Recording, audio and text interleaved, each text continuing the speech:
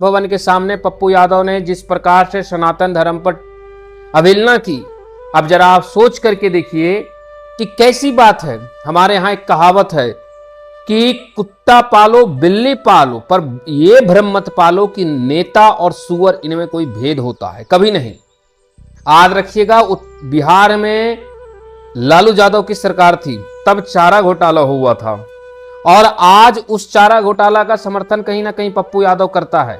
अब जरा आप सोच करके देखिए कि पप्पू यादव का शरीर और बुद्धि देख करके नहीं लगता कि उस चारा को खाने से इसकी बुद्धि भैंस बुद्धि हो गई है, मोटी बुद्धि और मोटी चमड़ी का है ये।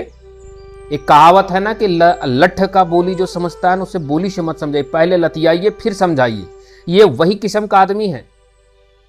आपको पता है पप्पू यादव पर कई प्रकार के चोरी, डकैती, मर्डर, हाफ मर्डर करवाने का कई गंभीर अपराध लग रहे हैं। यानी ऐसे चोर, डकैत, चुहाड़ जाकर के जब संसद भवन में बैठते हैं, तब सनातन की आप क्या सम्मान करेंगे?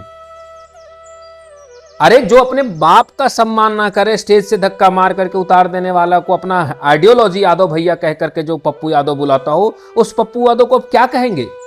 जो बाप का सम्मान ना करता हो जिस पार्टियों में, उस पार्टियों में आप राम के सम्मान की उम्मीद कर रहे हैं। आज जिस प्रकार से संसद भवन में लाल टोपियां पहन पहन करके पप्पू यादव के साथ जो जश्न मना रहे हैं समाजवादी पार्टी वालों, इनसे पूछिए। और मैं इनसे स्पष्ट कहता हूं कि तुम वही लोग हो कि अपने बाप को भी स्टेज से धक्का मार करके उतार देते हो। तो जिस पार्टी में जिसका मुखिया अपना बाप को स्टेज से मारकर उतार दिया, जिसमें अपना बाप का सम्मान नहीं किया, हम उस पार्टी के कार्यकर्ताओं से कैसे उम्मीद करें कि वो भगवान का, राम का सम्मान करेंगे? जो अपने सगे बाप का अपना ना हो सका, वो राम का क्या अपना होगा? क्या अपना होगा?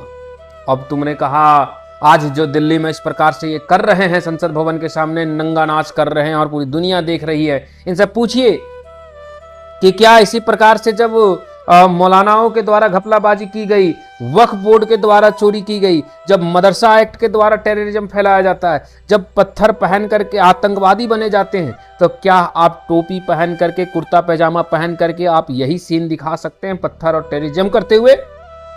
टेररिज्म का कोई रिलीजन नहीं होता है ना, लेकिन चोरी का रिलीजन संत से जुड़ जाता है।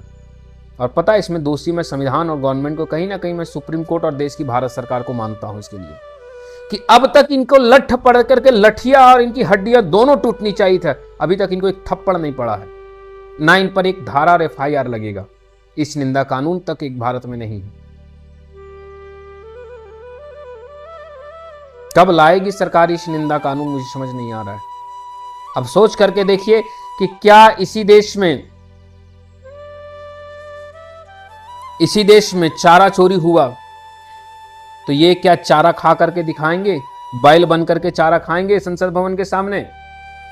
इसी देश में वक्त 56 साल के मौलाना 6 साल की बच्चियों के साथ पकड़ा जाता है, तो क्या ये 56 साल का मौलाना का कपड़ा पहन के 6 साल की अपनी बेटी के साथ दुष्कर्म करके दिखाएगा?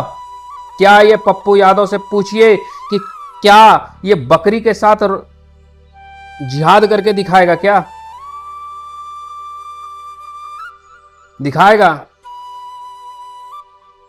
याद रखिएगा, एक बड़ा सुंदर कहावत है कि रघुवंशियों को खून देख करके उल्टी और यदुवंशियों को गोबर देख करके अगर बदबू आ जाए तो समझिए कि इनके जात धर्म में कोई चिन्ह नहीं उठाइए, बल्कि समझ जाइए कि इनका DNA में ही कोई बदलाव होगा। अब स्वयं समझिए कि जो आदमी हिंदू होकर के राम का अपमान करता हो और ईद और मुहर्रम में टोपी पहन करके वहां खाने जाता हो, तो समझ जाइए कि जब मुगल सैनिक आए होंगे तो इनको माँ बहनों और को क्यों ना उठा के लेके गए होंगे, और कहीं ना कहीं उठा के लेके गए और पुनः इनके बापों के पास छोड़ दिए। वहीं से नाजायज हमारे समाज में उत्पन्न हो गए।